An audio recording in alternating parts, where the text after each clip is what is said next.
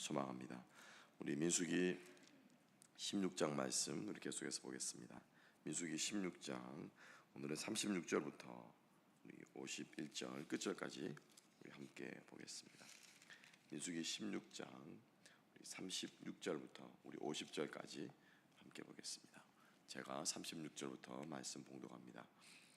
여호와께서 모세에게 말씀하여 이르시되 너는 제사장 아론의 아들 엘르아살에게 명령하여 붙는 불 가운데서 향로를 가져다가 그 불을 다른 곳에 쏟으라.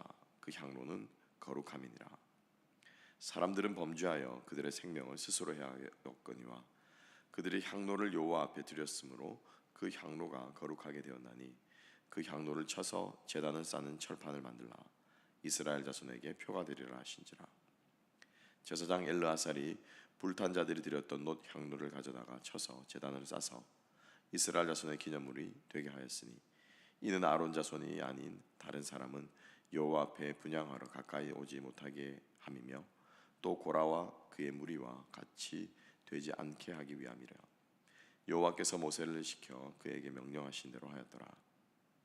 이튿날 이스라엘 자손의 온 회중이 모세와 아론을 원망하여 이르되 너희가 여호와의 백성을 죽였도다 하고 회중이 모여 모세와 아론을 칠 때 회막을 바라본즉 구름이 회막을 덮었고 여호와의 영광이 나타났더라. 모세와 아론이 회막 앞에 이르매 여호와께서 모세에게 말씀하여 이르시되 너희는 이 회중에게서 떠나가 내가 순식간에 그들을 멸하려 하노라 하시매 그 두 사람이 엎드리니라. 이에 모세가 아론에게 이르되 너는 향로를 가져다가 제단의 불을 그것에 담고 그 위에 향을 피워 가지고 급히 회중에게로 가서 그들을 위하여 속죄하라. 여호와께서 진노하셨으므로 연병이 시작되었음이니라. 아론이 모세의 명령을 따라 향로를 가지고 회중에게로 달려간즉 백성 중에 연병이 시작되었는지라. 이에 백성을 위하여 속죄하고 죽은 자와 산 자 사이에 섰을 때 연병이 그치니라. 고라일로 죽은 자 외에 연병에 죽은 자가 14,700명이었더라. 연병이 그침에 아론이 회막문 모세에게로 돌아오니라. 아멘. 오늘 이 말씀과 함께 하나님의 속죄하시는 은혜와 그리고 우리의 삶 가운데 영적인 교훈들에 대해서 함께 좀 생각해 보기를 원합니다. 우리들이 이렇게 추억할 만한 많은 것들이 있습니다. 그리고 또 특히 사진이나 기념품이나 또 이런 것들을 보면서 우리가 옛날의 일들을 추억하기도 하고 우리가 그렇죠? 여행을 갔다거나 어디 간 곳을 기념하기도 하는데 추억하는 것 중에서는 좋은 것도 있지만은 또 추억하기 싫은 것들도 분명히 있죠. 오늘 하나님께서 이스라엘 백성들에게 고라 자손과 그리고 다단과 그리고 아비람 지파를 하나님께서 심판하신 이후에 하나님께서 36절부터 40절 말씀까지를 보시면은 한 가지를 모세에게 명령하고 있는 것을 볼 수가 있어요. 그것은 뭐냐면은 그들이 바쳤던 250개가 되는 그 향로들, 그 모든 향로들을 불은 그 안에서부터 쏟아버리고 그리고 불이 있으면 재도 함께 있겠죠.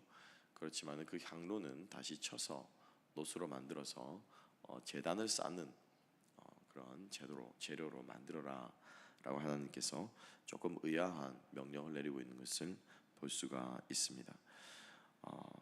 참 기억하기 싫고 그리고 또 참 비극이고 그리고 그 비극도 참 끔찍해서 수천 명에 이르는 사람이 한 번에 구덩이로 이렇게 수올로 빠지게 되는 그런 끔찍한 일을 경험한 그 향로 사건이라고 하면은 사실은 그것을 저 같으면 다 버렸을 것 같아요.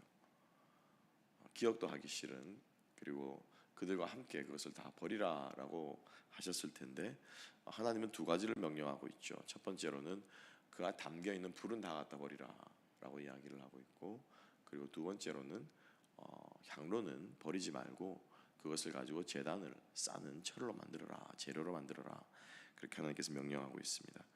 첫 번째 불을 갖다 버리라라고 하는 것은 우리가 앞부분에도 이야기했고 우리가 또 하나님께서 다시 한번 우리들에게 말씀하시는데 나답과 아비후가 아론의 아들이죠. 나답과 아비후가 제사를 드리다가 죽었는데 그 죽은 이유가 뭐냐면은 다른 곳에서 불을 가져다가 그것을 드리다가 죽었다라고 하는 사건을 우리는 기억하고 있습니다.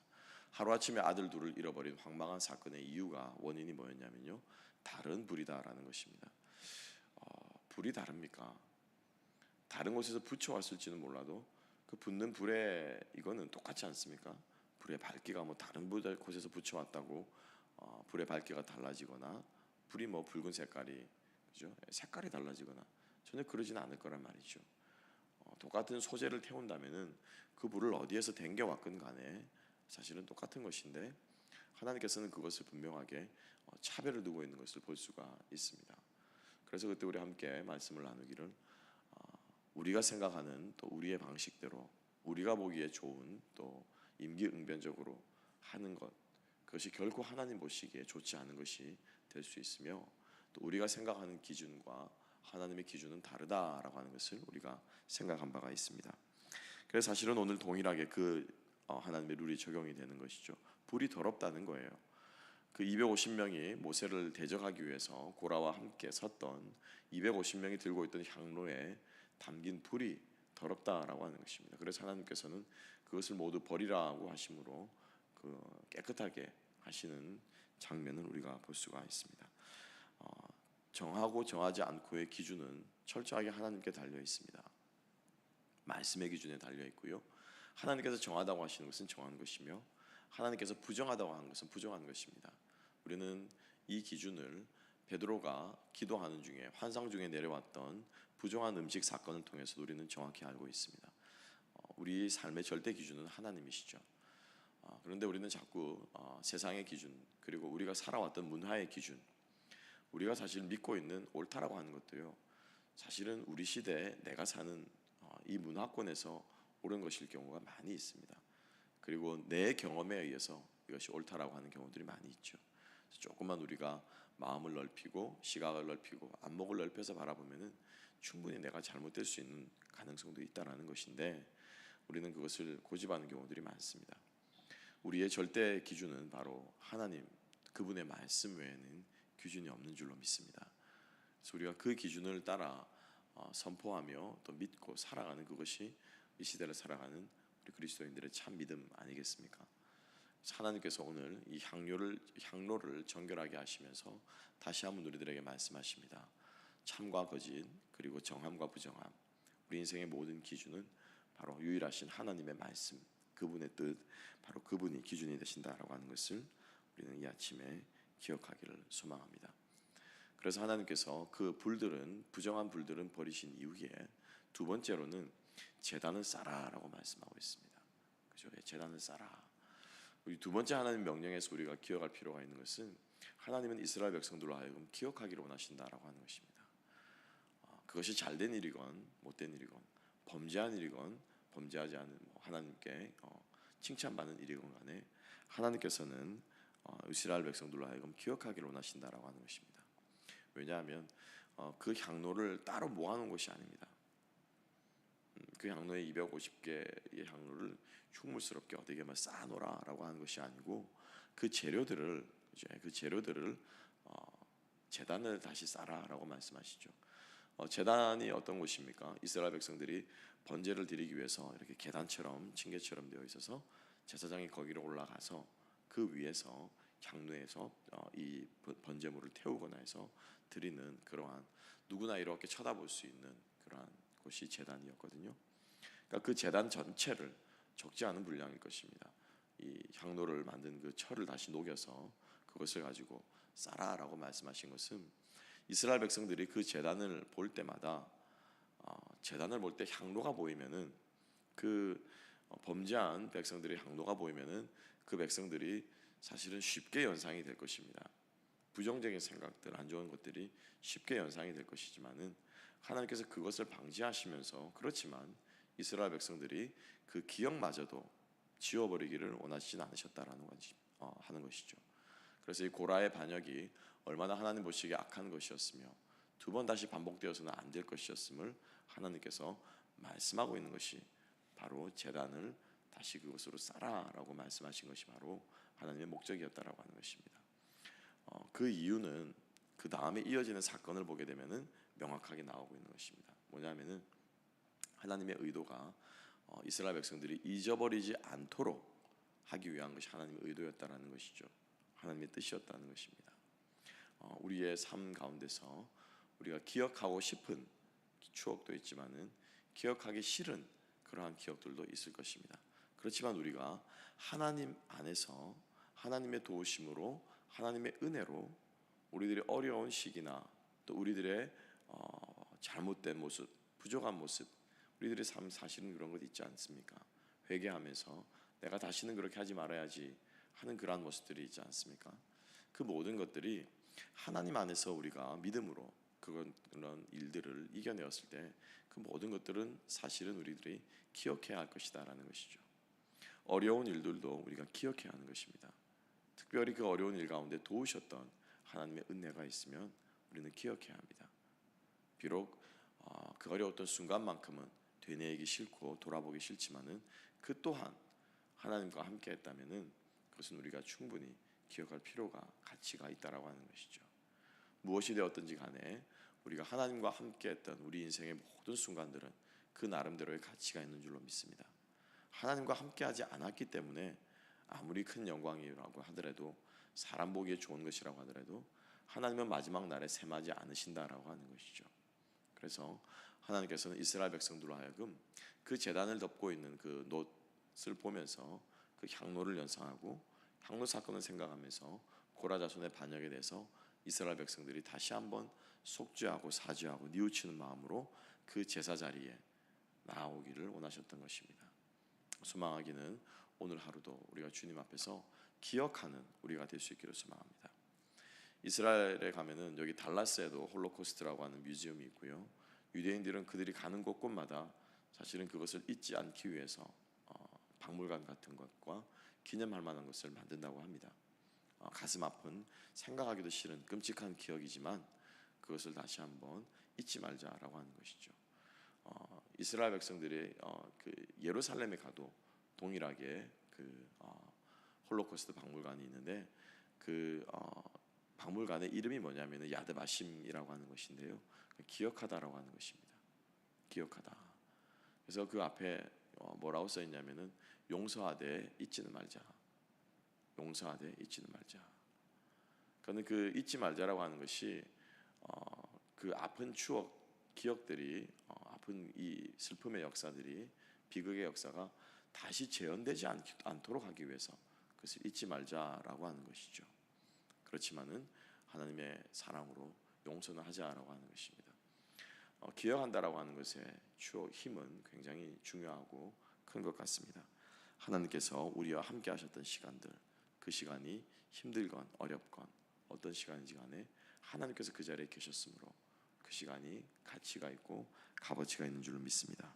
우리가 그 하나님을 믿고 바라보면서 오늘 하루도 우리가 살아왔던 시간들을 잊지 않고 오늘 하루 역시 우리 인생의 아름다운 기억으로, 영적인 기억으로 남아 있을 수 있는 그러한 하루가 될 수 있기를 소망합니다. 이어지는 말씀 41절부터 50절까지의 19절의 말씀을 보게 되면 다시 한번 기억하기를 원하시는 하나님의 간절함에 대해서 우리가 역으로 우리들에게 증거하고 있는 또 한 번의 안타까운 사건을 보이고 그를 기록하고 있죠. 41절을 보게 되면은 이튿날 이스라엘 백성의 온 회중이 모세와 아론을 원망하여 이르되 너희가 여호와의 백성을 죽였도다 하고 하나님의 심판이 끝난 지가 지금 24시간이 채 되기가 전에 그 살아남은 백성들이 또다시 여호수아 아론과 모세를 대적하고 있는 것을 볼 수가 있습니다. 여호와의 백성을 죽였다. 무슨 말입니까? 그 전날 죽었던 고라 자손을 말하는 것이죠. 분명히 하나님의 심판을 받아서 생각할 수도 없는, 생각지도 못하는, 상상하지도 못하는 방법으로 하나님께서 분명히 그들을 심판하셨음에도 불구하고 그들은 하나님의 그 심판을 받아들이지를 못하고 있는 것입니다. 애꿎은 사람 죽었다라는 것이죠. 아무리 그래도 그렇지 어떻게 수천 명이나 되는 사람을 하루아침에 그렇게 생매장을 시킬 수 있느냐라고 하는 것이죠. 하나님께서 제단을 쳐서 향로를 만들라라고 하신 하나님의 그 명령이 얼마나 중요한 것인가를 다시 한번 보여주고 있습니다. 그 이튿날이었기 때문에 아마 향로를 놋 그릇을 가지고 놋 향로를 가지고 제단을 다 싸는 작업을 못했을 것입니다. 바로 그 다음 날이었기 때문에 아니냐 다를까 하나님께서 걱정하신 것을 그대로 말씀하기 대변이라도 하는 듯이 이스라엘 백성들은 그 전날 있었던 일을 의도적으로 아마 잊어버렸던 것 같아요. 어떻게 24시간이 되기도 전에 그 사건을 잊어버릴 수가 있겠습니까? 그런데 그들의 마음이 강팍해지니까 그 모든 책임과 그 모든 그들의 슬픔들 혹은 분노들을 지금 다시 한번 모세와 아론에게 쏟아붓고 있는 어리석은 모습들을 보여주고 있는 것이죠. 백성을 잃어버린 것은 분명히 슬픈 일입니다. 그리고 다시 기억하기조차 싫은 일입니다. 그렇지만은 왜 그 일이 일어났으며 왜 하나님께서 심판하셨는가를 또한 생각해야 한다라고 하는 것이죠. 이것이 바로 용서는 하되 잊지는 말자라고 하는 정신, 야드바심의 정신 아니겠습니까? 우리가 그것을 기억하되 늘 회개하자라고 하는 것으로 우리가 그것을 기억하고 다시 반복되지 않도록 하자라고 하는 것이 하나님의 뜻인데 이스라엘 백성들은 여전히 어리석은 행동을 범하고 있는 것을 볼 수가 있습니다. 자, 그래서 하나님께서 이 백성을 치유하실 때 무엇을 통해서 치유하시냐면요, 향로를 가지고 치유하고 있는 것을 볼 수가 있습니다. 백성들이 원망하자 하나님께서 연병을 보내십니다. 순식간에 수천 명의 걷잡을 수 없이 전염병이 퍼져가고 있는데 하나님께서 모세를 통해 말씀하십니다. 46절 말씀을 보게 되면 이에 모세가 아론에게 이르되 너는 향로를 가져다가 제단의 불을 그것에 담고 그 위에 향을 피워 가지고 급히 회중에게로 가서 그들을 위하여 속죄하라. 여호와께서 진노하셨으므로 연병이 시작되었더라. 그래서 그 솔루션으로 그 연병을 치유하는 방법으로 바로 향로를 가지고 가라라고 말씀하시는 있는 것을 볼 수가 있습니다. 그 향로가 어떤 향로였습니까? 아론의 리더십을 세워줬던 향로 아닙니까? 하나님께서 고라 자손을 심판하셨던 향로 아닙니까? 그래서 이스라엘 백성들은 그 이튿날 어리석음을 범하였지만 하나님께서는 다시 한번 향로를 이스라엘 백성들의 눈에 보이게 하심으로써 하나님께서는 아론의 리더십을 또 모세의 리더십을 또 그들이 얼마나 어리석은 자였던가를 다시 한번 가르쳐주고 있는 것을 볼 수가 있습니다. 아론이 그 향로를 들고 가자 연병이 중지되었고요.